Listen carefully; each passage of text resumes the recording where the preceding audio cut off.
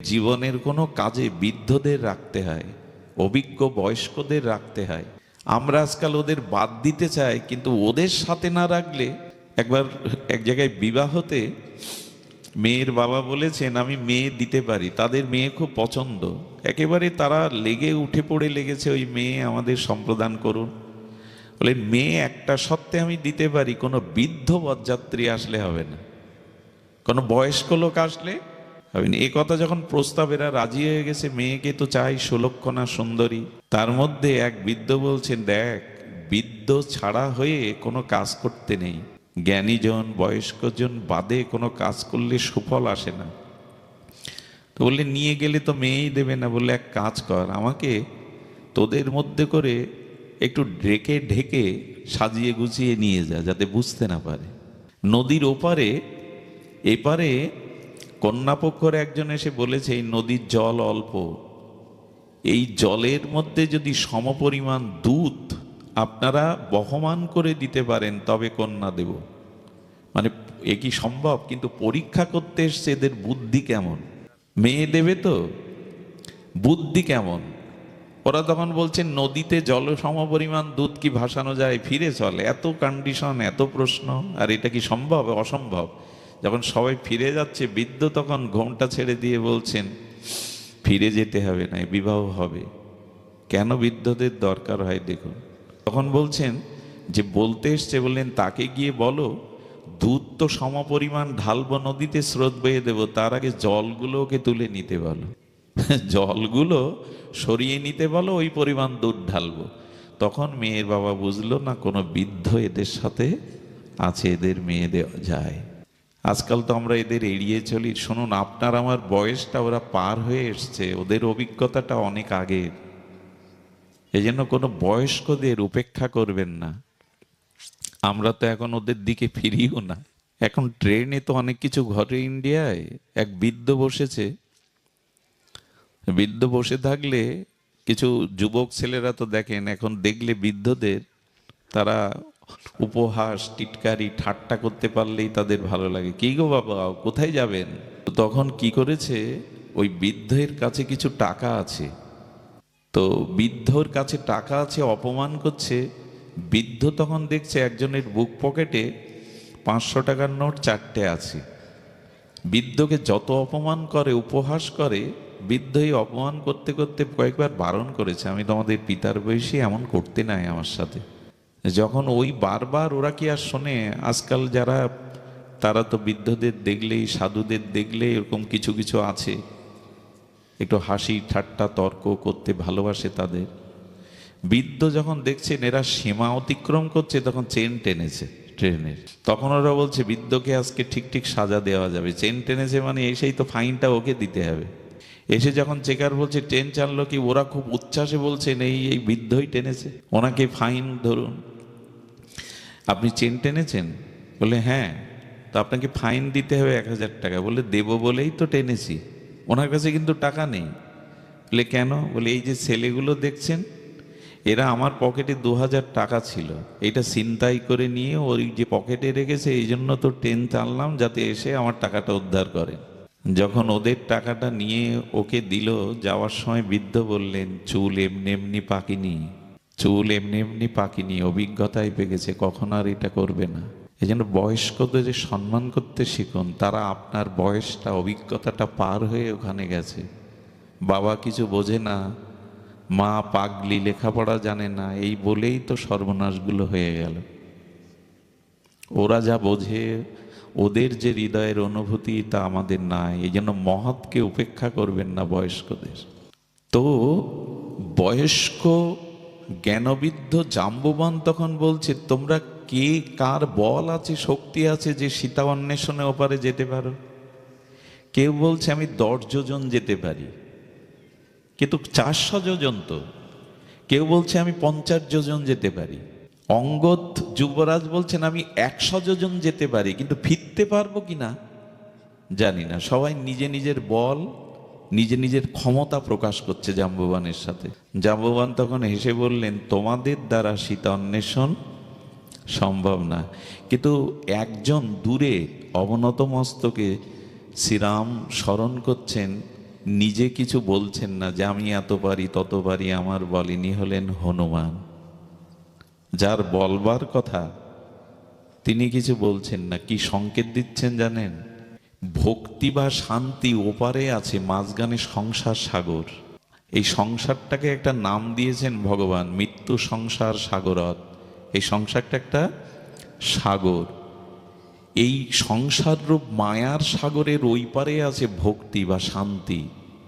ওখানে যদি কেউ যেতে চাও শান্তির কাছে, ভক্তি পেতে বা শান্তি পেতে, প্রথমত এপারে যারা আছো তোমরা, তারা নিজের অভিমান অহংকার ত্যাগ করো। আমি এত পারি তত পারি, এই বল যদি দেখাও তো ভক্তির কাছে শান্তির কাছে যাওয়া যাবে না।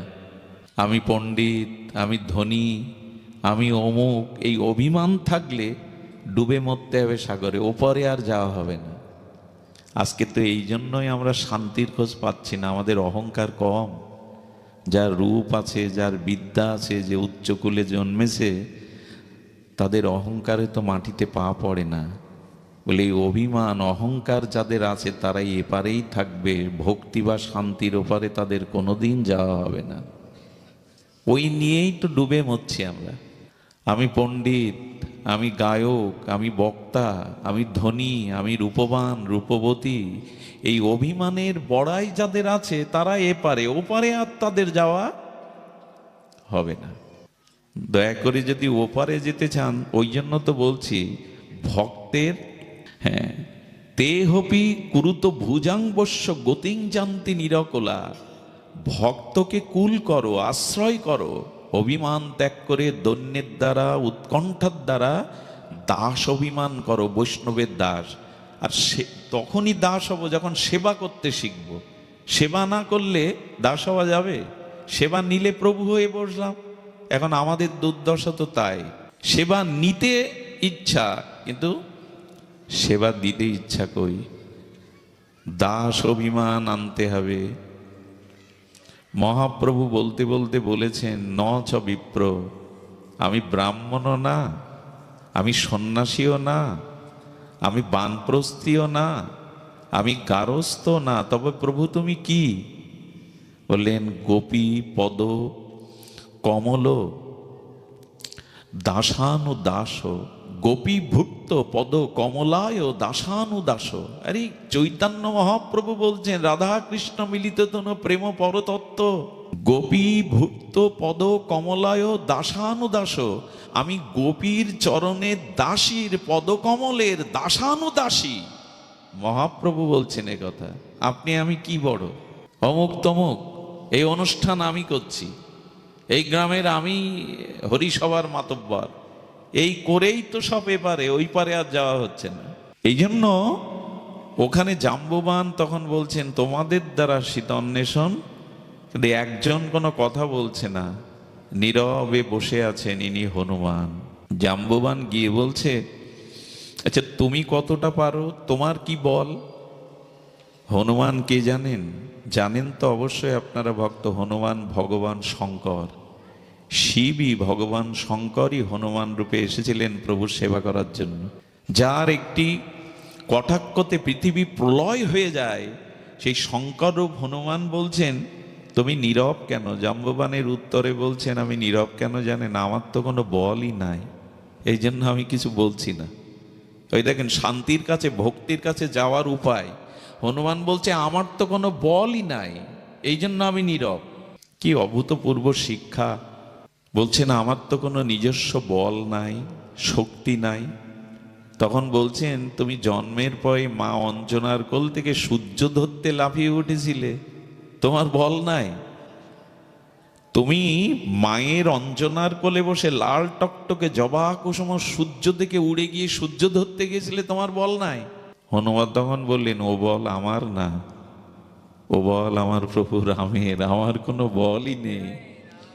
কারা যেতে পারে ওপারে? এই দেখুন তার ভাষা দেখুন।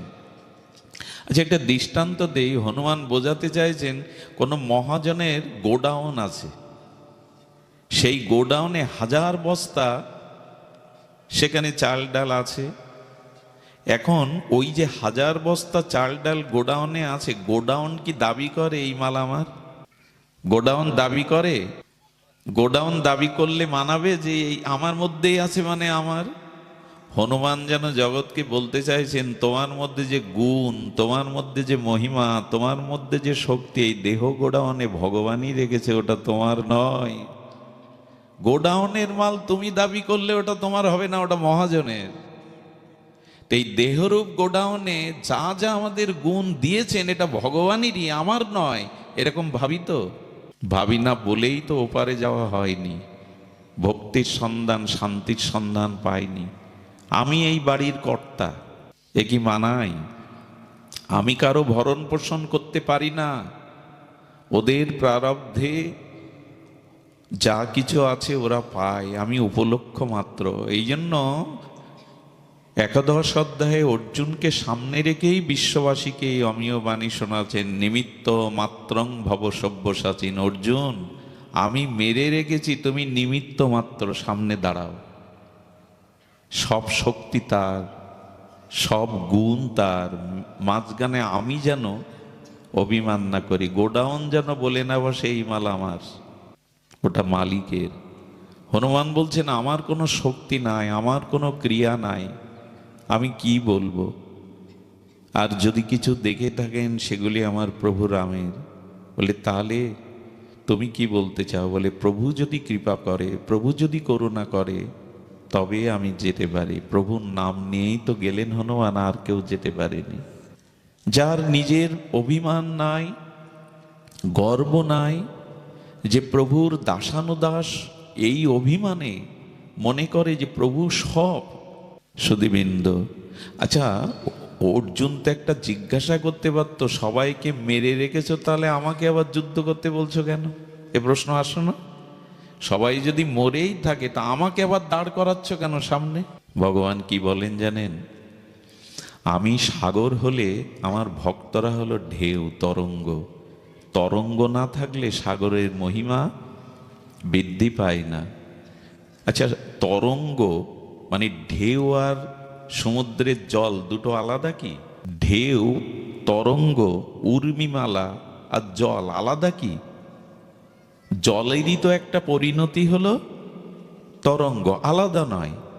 তেমনি ভগবান বলছেন আমি সাগর হলে, আমি জল হলেও তরঙ্গায়িত সাগর যেমন আমাদের নয়ন মনকে আনন্দ দেয়, তেমনি আমি ভক্তকে দিয়ে সামনে দিয়ে লীলা করাই, যাতে আমার ভক্ত আনন্দ হয় আর জগৎজীব ওই ভক্তের কাছে ওই আনন্দের শিক্ষা নেয়। আমি মেরে রেখেছি, তোমাকে সামনে দিচ্ছি কেন জানেন? শক্তি আমার, কিন্তু সুনাম হোক তোমার। আমি আমার ভক্তের মহিমা প্রকাশের জন্য বলি, সুনাম তোমার হোক। এই যে হরি কথা কে বলছে এখানে বসে? বিল্বমঙ্গল। বিল্বমঙ্গলের ঠোঁট, জিহ্বা। যদি ভাবি যে আমি বড় বক্তা, আমি বলছি, পুতুল নিজে নাচে না। আমরা বলি না এই দেখ পুতুল নাচ চলছে, পুতুল নাচ দেখতে যাবি, পুতুল নিজে নাচে? কে নাচায় তাকে? কুহক আড়ালে থেকে সুতোর দ্বারা তাকে, অথচ আমরা বলি পুতুল নাচছে। আরে পুতুল নাচবে কি করে? পুতুলকে কেউ নাচায়? আচ্ছা, আমি যদি কথা বলতে বলতে এখন আমার প্রাণবায়ু চলে যায়, জীবাত্মা চলে যায়, এই দেহটাই এখানে আপনারা বসালেন। আমার ঠোঁট আছে, জিহ্বা আছে, আমি সেই বিল্বমঙ্গল আছি, আমার নখ থেকে চুল অবধি আছে, আমি কথা বলবো? কে বলায়? নিমিত্ত মাত্র ভবসভ্য। এভাবে যদি ভাবা যায় তাহলে অভিমান আসবে না। আর অভিমান না আসলে প্রভুর দাস মনে করলেই কেবল সীতার কাছে, ভক্তির কাছে, শান্তির কাছে যেতে পারবেন, অন্য কারো সম্ভব না। এই জন্য তিনি নিমিত্ত মাত্র রূপে আমাকে যা করাচ্ছেন আমি তাই করছি। আচ্ছা, প্রেসিডেন্ট যদি মারা যায়, তার শরীরটাকে প্রেসিডেন্টের যে আসন আছে, চেয়ার আছে, ওখানে বসিয়ে দিন, আর কেউ মানবে তাকে প্রেসিডেন্ট? মরা ব্যক্তিকে প্রেসিডেন্ট রূপে আর ওখানে দায়িত্ব কেউ দেবে? কেন, ব্যক্তি তো আছে, দায়িত্ব দেবে না কেন? বলে না, ওর কোনো দায়িত্ব নাই। আত্মা না থাকলে, কাল মেয়ের বিয়ে, 10 ভরি ওজনের বালা গড়িয়েছে মা, মেয়েটা যদি কোনো কারণে বিয়ের দিন সকালে মারা যায়, ওই বালার পরাবে তো হাতে? বালা পরাবে কেন? ওর হাতের বালাই তো তৈরি করা হয়েছিল ওকে পরাবে বলে। হাত তো আছে, মা পরাও। মেয়েটা রাজবিয়ে 10 ভরি ওজনের অলংকার করে এনেছে, বালা করে এনেছে, ওই মেয়েই তো শয়ন আছে তুলসী তলায়, পরাবে না চুরি? বললো পরাবে না, ওই হাতে পরিয়ে এখন শোভা পাবে না, ওই হাত পচে গলে যাবে। এটা অবাক বিষয় কি জানেন, আমরা যে কথা বলছি এটাও ভগবানের দান, এটা আমার শক্তিতে না। আচ্ছা যদি তাই হতো, একটু লক্ষ্য করুন তো, জন্মের পরে কোনো শিশু কথা বলতে শুরু করে, সময় লাগে কি না? তাহলে যদি আমার চেষ্টায় আমি কথা বলতে পারতাম, জন্মের পরপরই বলতে পারতাম। অনেক শিশু তো চেষ্টা করেও বোবা থাকে সারা জীবন বলতে। তার মানে কি দাঁড়ালো, কথাটা তিনি কৃপা করে আমাকে, আমি চেষ্টা করে যদি বলতে পারতাম, জন্মের পরেই মা বলে ডাকতাম, বাবা বলে ডাকতাম। কথাটাও তার দান, তিনি বলাচ্ছেন। তাই ভগবানের করুণাকে আমরা বুঝতে পারি না। মায়ের বুকের স্তনের দুধ সন্তান টানলে অমৃত দুগ্ধ আসে, কিন্তু সিরিজ দিয়ে টানলে রক্ত আসে। কি অদ্ভুত ভগবানের বিষয় দেখুন, সন্তান ক্ষুধার্ত হয়ে মায়ের স্তনে মুখ দিলে টানলে দুধ আসছে, সিরিজ দিয়ে টানো রক্ত আসবে। এই করুণাগুলো যদি একবার বোঝেন, আপনি দাস ছাড়া নিজেকে আর প্রভু ভাবতে আপনার মন চাইবে না। এই জন্য বললেন বৈষ্ণবের সেবা করে দাস অভিমানে। আগে অভিমানটা আনো, আমি দাস, আমি প্রভু না।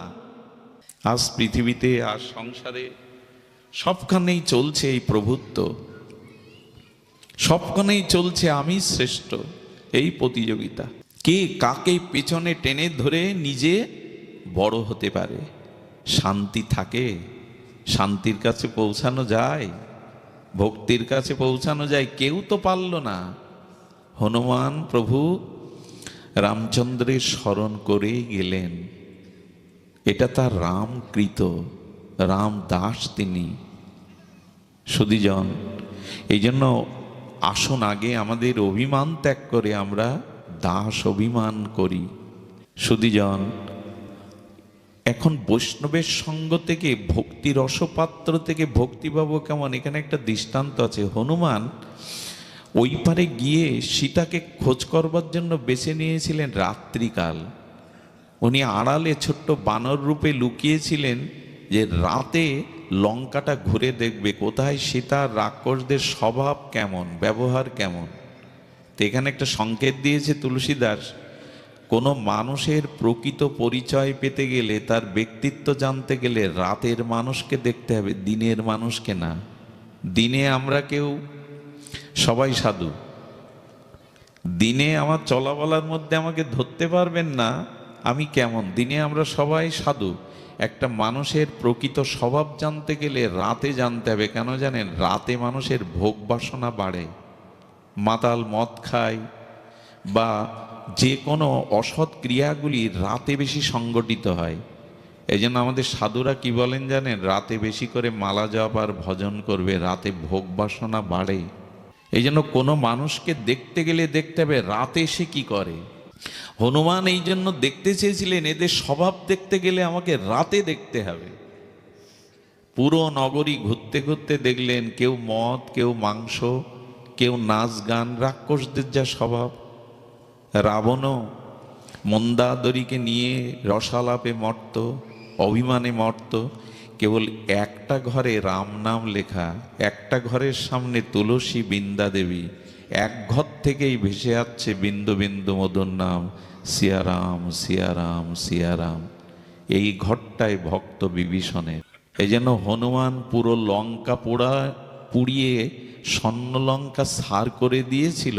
আচ্ছা, স্বর্ণ লঙ্কা হয়? দেখুন, এখানে স্বর্ণ মানে অভিমান, মোহ। স্বর্ণ মানে মোহ। আসলে রাবণের মনের মধ্যে ছিল মোহ, অভিমান।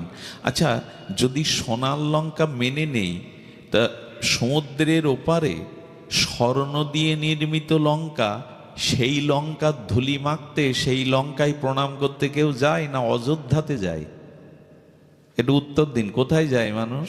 কেন অযোধ্যা তো রাবণের মতো সোনার লঙ্কা না, ওখানে তো ভরি ভরি সোনা ঘর বাড়ি নেই। অযোধ্যায় তো ধুলি, সরজু নদী, ওখানে যায় কেন? শাস্ত্রে বলছে মোহ অভিমানকে কেউ কখনো শ্রদ্ধা, তার কাছ থেকে কিছু পাওয়া যায় না। সোনার লঙ্কা পুড়ে যাবে, কিন্তু মাটির অযোধ্যা যুগ যুগান্তর মানুষ তার ধুলি নিয়ে গর্ববোধ করবে। তোমার জীবনে যদি মোহ অহংকার ত্যাগ করতে পারো, তবেই মানুষ তোমাকে মান্যতা দেবে, তোমাকে ভক্তি করবে। ভোগকে কেউ, মোহ ভোগ একে কেউ ভালোবাসে না, একে কেউ সম্মান করে না। অযোধ্যার মাটি মাখতে সেখানে সকলেই সেই ধুলি নিতে যায়, স্পর্শ করতে যায়, লঙ্কার ধুলিতে প্রণাম করে না। আর এই জগতে যদি ভোগী হন, অভিমানী হন, আপনার নামটাও কেউ রাখবে না। দুর্যোধন নাম রাখে কেউ? আপনি যদি অভিমানী হন, অহংকারী হন, আপনার নামটাও জগতে কেউ রাখবে না। কিন্তু অর্জুন, যুধিষ্ঠির নামগুলো দেখা যায়। এই জন্য দয়া করে আগে বৈষ্ণবের সেবা করে দাস অভিমান, আগে তো দাস অভিমান আনুন, তবেই পৌঁছানো যাবে। এই সমস্ত লঙ্কা পোড়ালেও ওই ঘরটা পড়েনি। আমার সংকেত কি জানেন? আমি বলতে চাইছি কি জানেন? আমরাও অশান্তিতে পুড়ছি, কিন্তু তার ঘর পুড়বে না যে ঘরে ভক্তি আছে, ভগবানের নাম আছে, ভক্ত আছে, সেই ঘর পুড়বে না। প্রত্যেক মানুষের কাছে যান, আমার সংসারে অশান্তির দাবানল জ্বলছে, কেউ শান্তিতে নেই, ঘর পুড়বে না তো কি পুড়বে? ওই ঘরে তো ভক্তি নেই, ওই ঘরে তো ভজন নেই, ওই ঘরে তো ভগবানকে আনন্দ দেওয়ার কোনো ব্যবস্থা নাই। সব ঘর পুড়লো, বিভীষণের ঘর রক্ষা পেল, বলো ভক্তি আছে বলেই ওই ঘরে আগুন লাগায়নি হনুমান। সংকেত দিল ভজন না থাকলে, ভক্তি না থাকলে সে ঘর অশান্তিতে পুড়বে। পুড়ছেও তাই আমাদের। কোথায় গৃহে ভজন কই? মঙ্গল আরতি কটা মা দেয়? কটা পরিবারে সকাল সন্ধ্যা খোলকত্তাল বাজে, হরিনাম হয় হাতে তালি দিয়ে? কটা পরিবারে একাদশীর দিন বাড়িতে অন্ন হয় না, আমিষ ওঠে না? শান্তি চান, হ্যাঁ, জগতে ভালো থাকতে চান, অথচ ভালোর কিছু করবেন না, তা কি করে হয়? সোনার লঙ্কা পোড়াবে হনুমান, কিন্তু একজনের ঘর পোড়াবে না যেখানে ভক্তি আছে, ভজন আছে, ভক্ত আছে, ওই ঘরে আগুন লাগায়নি। এর সংকেত হলো, যদি গৃহে শান্তি পেতে চান, অভাব থাকুক, ভজন থাকুক। যে ঘরে প্রভাতে ভগবানের দীপ দীপ জেলে মঙ্গল আরতি হয়, ওখানে অমঙ্গল ঢুকবে কি করে? গীতা যেখানে নিত্য পাঠ হয়, আমার মনে হয় কেন এটা আচার্যদের অভিমত, আমাদের প্রথম অবতার চতুর্শন, সনক, সনন্দ, সনাতন, সনত কুমার, এরা এক ভাই ব্যাসপীঠে বসতেন আর তিন ভাই শ্রোতা হয়ে পাঠ শুনতেন, আর একজন বসতেন আর তিন ভাই, এইভাবে ওরা হরিকথা সম্বন্ধ কাটাতেন। প্রতিটা পরিবারে সন্ধ্যার সময় যদি গীতার একটা শ্লোক পাঠ বা আলোচনা হয়, নাহলে সপ্তাহে একদিন হয়, 15 দিন একদিন যদি একটু ভাগবত আলোচনা পাঠ বাড়িতে হয়, সে বাড়ির চেহারা 1 বছরে বদলে যাবে।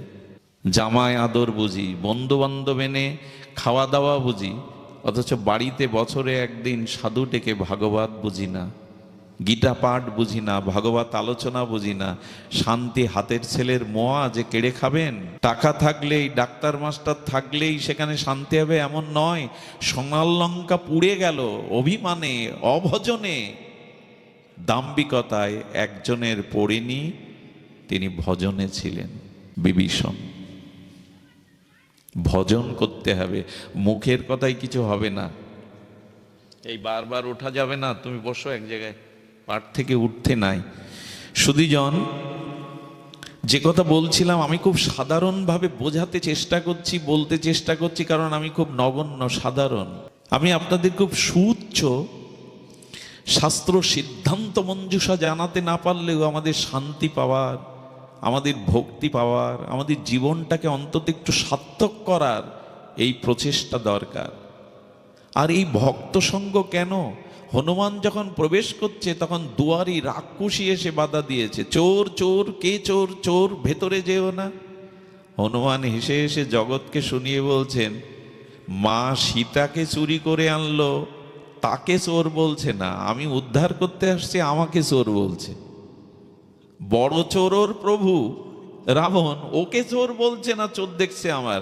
একটা জিনিস জানুন, যারা ভজন না করে, রাবণের মতো অসৎসঙ্গ, অভিমানীর সঙ্গ করে, তারা ধর্মকে অধর্ম দেখে, তমবুদ্ধির দ্বারা তারা বিপরীত দেখে। হনুমানকে দেখছে চোর আর রাবণকে দেখছে প্রভু। আমার কথা বোঝা যায়? ভজন না থাকলে, অসৎসঙ্গ থাকলে তখন বিপরীত বুদ্ধি আসে। সৎকে অসৎ মনে হয়, অসৎকে সৎ মনে হয়। যেসব সন্তানদের কাণ্ডজ্ঞান কম, এরা শাশুড়িকে জামাই ষষ্ঠীর দিনে বাটা দিয়ে, ফল দিয়ে, শাড়ি দিয়ে, পিড়েতে দাঁড়িয়ে প্রণাম করায়, মাকে করে না। তার মানে বিপরীত বুদ্ধি। শাশুড়িকে করার নিয়ম আছে, করুন, তো মাকে পয়লা বৈশাখে বছরের প্রথম দিন তো ওইভাবে একটু কিছু দিয়ে প্রণাম করতে পারেন। যিনি এই পঞ্চত্ব থেকে করিয়ে আপনার শরীরটা দিয়েছেন, তাকে প্রণামের ঘটা নাই। তো এগুলো হলো বিপরীত বুদ্ধি মানুষের কাজ। এই জন্য যদি ভজন না করেন, সদ্গুরুদেবের আশ্রয় না নেন, সাধু সঙ্গ না করেন, তাহলে চোরকে প্রভু বলবেন আর সাধুকেই চোর বলবেন। এইসব সংকেতগুলো খুব মার্মিক। আমাদের টিকাকারগণ যেভাবে আমাদের জানিয়েছেন, হনুমান বলছেন চোরকে চোর বলতে পারছে না, এটা রাক্ষস বুদ্ধি। হনুমান তখন এমন একটা চড় বসিয়ে দিয়েছে, ও মাথা ঘুরে পড়ে মুখ থেকে কিছু রক্ত বেরিয়ে গেল। যেই বেরিয়ে গেল, উঠে হনুমানের পায়, প্রভু আপনার প্রতীক্ষায় আমি এই রাক্ষসপুরীতে এতদিন বেঁচেছিলাম, কবে? বলে বারে, এক চড়ের এরকম জাদু নাকি? এখন চরণ বন্দনা করছে আপনি। বলে প্রভু আমি অনেক উপাসনা করে ব্রহ্মার দেখা পেয়েছিলাম। ব্রহ্মা বলেছিলেন রাক্ষসী শোন, তোর উদ্ধার হবে সেই দিন যেদিন রামদাস এসে তোকে চড় মারবে, ওর স্পর্শ পাবি, সঙ্গ পাবি। সেই দিন তোর কুপ্রবৃত্তি, পাপ অপরাধ বেরিয়ে গিয়ে তুই ভগবানের চরণ পেয়ে যাবি। এইখানেই সংকেত দিচ্ছে, হনুমানের মতো ভক্তের সঙ্গ না পর্যন্ত আসরিক বুদ্ধি, রাক্ষসী বুদ্ধি আমাদের থেকে যাবে না। মাঝে মাঝে গুরুদেবকে প্রণাম করলে দেখবে ওনাকে গুরু পিঠে চড় দেয়, দেয় না এরকম করে? হ্যাঁ, ওদের হাতে কিছু আছে। ওদের হাত আপনার আমার হাত না। সাধুগুরুর হাত মাথায় নেয় না, মানুষ বলে বাবা একটু মাথায় হাত দিন। যে ওদের হাতে আছেটা কি? এই পাঁচটাই তো আঙুল, রক্ত মাংসই তো। সাধুগুরুর হাতে কি আছে? অনেক কিছু আছে। জাদুকর যদি এখানে আনেন, আমার জায়গায় যদি একজন জাদুকর আনে, ওর রুমাল দিয়ে কবুতর উড়িয়ে দেবে। আপনি পারবেন? ওই হাতে ওটা আছে। আচ্ছা, হোটেলে যারা রান্না করে আর নিজের গর্ভধারী মায়ের রান্না এক কি? দুটোই তো হাত, এক কি? রোগ শয্যায় আপনি হাসপাতালের বেডে রোগ যন্ত্রণায় কাতরাচ্ছেন, ওখানে গর্ভধারিণী মার চোখের জল কপালে পড়ে যদি মার হাতটা কপালে দেয়, কি মনে হয় তখন সন্তানের? এই হাতে অনেক কিছু আছে। এই জন্য মানুষ সাধুগুরু বৈষ্ণবকে প্রণাম করে বলে বাবা একটু মাথায় হাত দিন। ওদের হাতে কি আছে জানেন? একবার নরেন দত্ত, মানে ভাবিকালের বিবেকানন্দ, বলরাম বসুর বাড়িতে ঠাকুর রামকৃষ্ণের সাধু সঙ্গ করছেন। ঠাকুর মাঝে মাঝে ভাবদশা সমাধি এসে যেত। নরেন তখন কলেজের, ল কলেজের ছাত্র।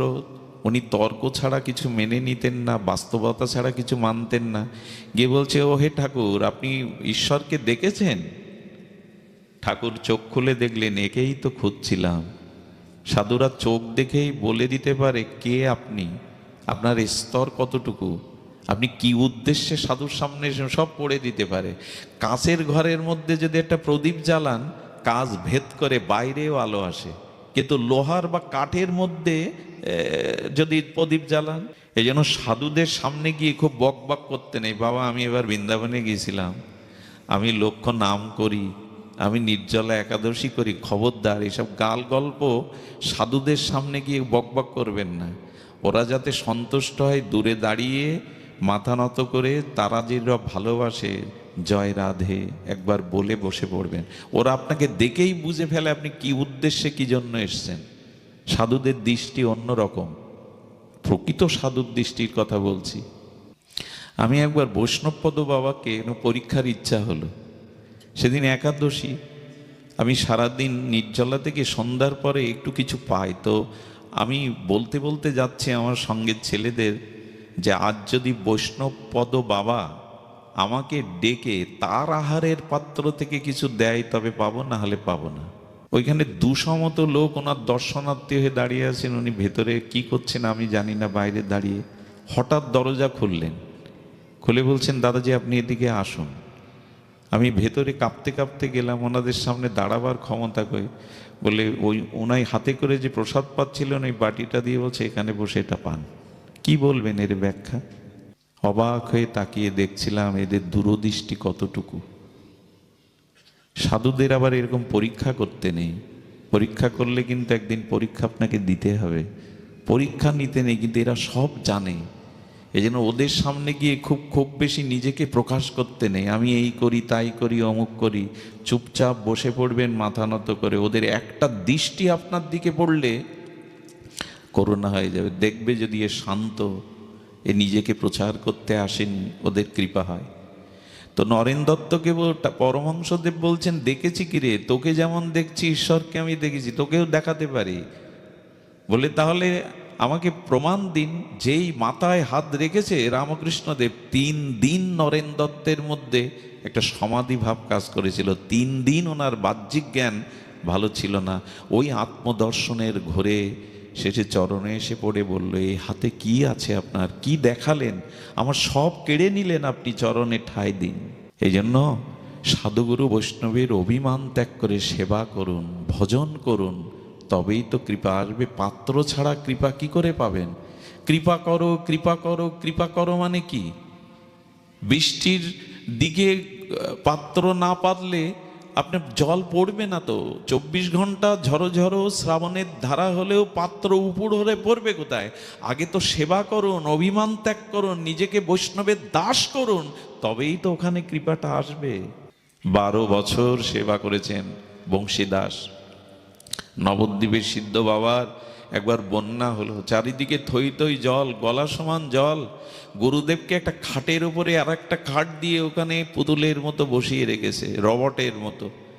বসে কি করে জানেন? 3 কিলোমিটার দূরে মাটির ঘড়াতে জল আনে, 3 কিলোমিটার দূরে পাড়ায় ভিক্ষা করে ওই খাটের উপরে, কোথায় শুকনো কাঠ, কোথায় 3 কিলোমিটার দূরে জল, ওইগুলো ফুটিয়ে গুরুদেবকে ভোগ লাগায়। 15 দিন ওইভাবে জল আনতে আনতে 15 দিন ওই ম্যালেরিয়া হয়ে গেল, শ্বাস উঠে গেল, চোখ স্থির হয়ে গেছে, যাওয়ার সময় এসেছে, কিন্তু গুরুদেবকে কিছু বলছে না। অনুভবী গুরুদেব, বংশী বংশী আমায় ছেড়ে চলে যাবি? আমার তো দেখবার কেউ নেই তুই ছাড়া। ওরে বংশী, কে জল বয়ে আনবে, কে মাধু করিয়ে এনে আমাকে ফুটিয়ে খাবে? বংশী আমায় ছেড়ে যাস না। কিন্তু আর শব্দ, ওই শেষ নিঃশ্বাস পূর্ব মুহূর্তে, মমস্য মুহূর্তে, বংশী আমি তোকে যেতে দেব না। নিজের জপের মালাটা বংশীর মাথায় দিয়ে বলছে, বংশী জমের বাপেরও সাধ্য নাই আমার চরণ থেকে তোকে কেড়ে নেবে। কার সাধ্য আছে তোকে আমার থেকে কেড়ে নেবে? ওঠ, উঠে যা, রান্না ছড়া। সিদ্ধ বাবার হস্ত আর মালার প্রেরণা পেয়ে, নূতন জীবন পেয়ে বংশী সুস্থ হয়ে গেল।